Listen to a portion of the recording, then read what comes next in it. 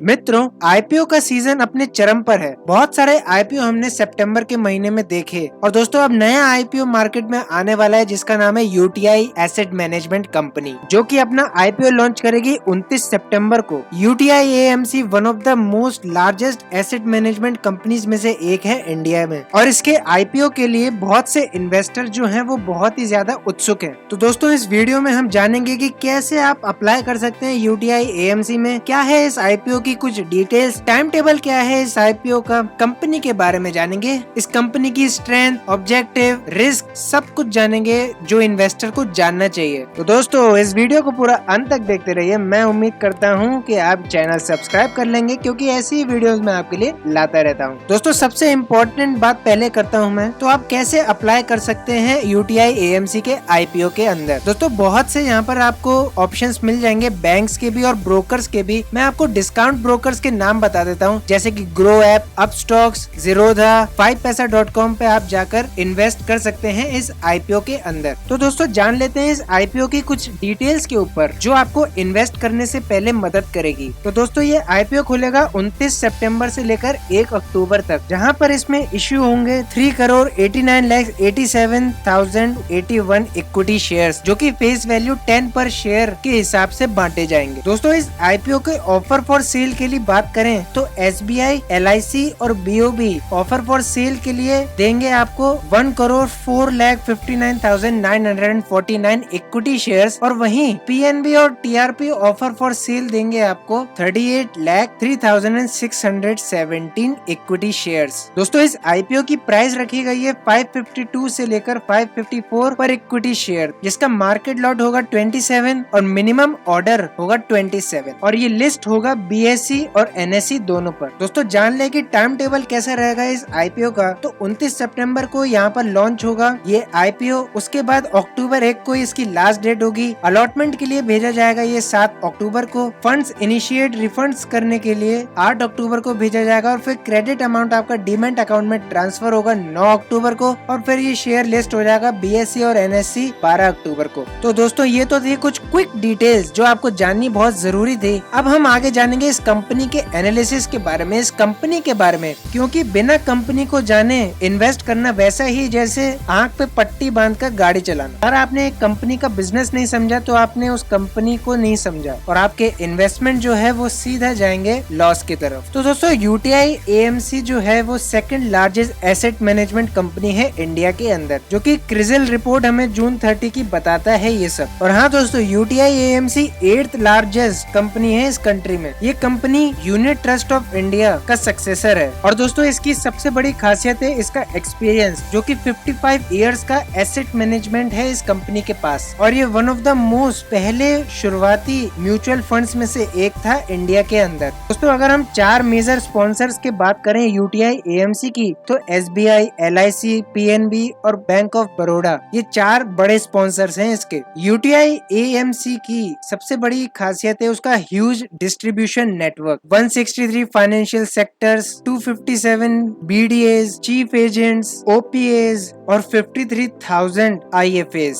दोस्तों UTI AMC manage करती है म्यूचुअल फंड्स को डोमेस्टिकली, और उसके साथ साथ ऑफर करती है पोर्टफोलियो मैनेजमेंट सर्विसेज को भी। पर किसे? हाई नेट इंडिविजुअल्स को, इंस्टीट्यूशनल इन्वेस्टर्स को, मैनेजर्स को, रिटायरमेंट फंड्स को, ऑफशोर फंड्स को और ऑल्टरनेटिव इन्वेस्टमेंट फंड्स को। दोस्तों बात करते हैं इस कंपनी के स्ट्रेंथ के बारे में। दोस्तों इस कंपनी की वेल पोजीशन्ड कैपिटलाइजेशन है। ये कंपनी डायनेमिक एनवायरनमेंट में भी सर्वाइव कर चुकी है। और दूसरी दोस्तों इसकी स्ट्रेंथ बनाती है इसका प्योर प्ले। इसका ब्रांड रिकॉग्नाइजेशन दोस्तों ऐसा है कि इतनी पुरानी कंपनी होने के बावजूद बहुत से इसने सर्कमस्टांसेस को झेला है, यानी कि एक स्ट्रॉन्ग ब्रांड रिकॉग्नाइजेशन है इस कंपनी के पास, डाइवर्स पोर्टफोलियो फंड्स और सर्विसेज के साथ, और मल्टीपल डिस्ट्रीब्यूशन चैनल्स, वो भी बहुत ज्यादा वेराइटीज के साथ आपको यहाँ पर मिलते हैं। वो भी एक तरीके के स्टेबल क्लाइंट बेस है इनके पास, और ये कंपनी अपनी प्रॉफिटेबिलिटी को बढ़ाती जा रही है अपने साइज और प्रोडक्ट मिक्स के साथ। तो दोस्तों क्यों ला रही है यूटीआई एएमसी अपना आईपीओ? ताकि दोस्तों ये अपना ब्रांड जो है वो और बढ़ा सके, लिक्विडिटी प्रोवाइड कर सके अपने शेयर होल्डर्स को, और एक पब्लिक मार्केट बनाना चाहती है इक्विटी शेयर्स का इंडिया में। अब दोस्तों बात कर लेते हैं इस कंपनी के रिस्क के बारे में, रिस्क फैक्टर्स के बारे में। दोस्तों इस कंपनी का सबसे बड़ा रिस्क यही है कि ये उसका पूरा कंट्रोल, पूरा प्रॉफिटेबिलिटी कंट्रोल होता है ओम के पास। AUM, ओम का मतलब है दोस्तों